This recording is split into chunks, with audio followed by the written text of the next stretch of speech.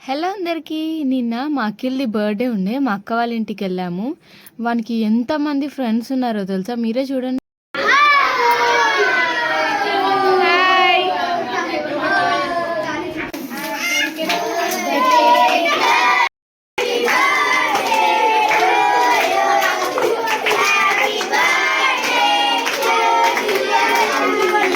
మా అఖిలేష్‌కి చాలామంది ఫ్రెండ్స్ ఉన్నారనమాట. స్కూల్ నుంచి, ట్యూషన్ నుంచి అందరూ వచ్చారనమాట. ఇంకా అందరూ వానికి గిఫ్ట్స్ కూడా ఇచ్చారు.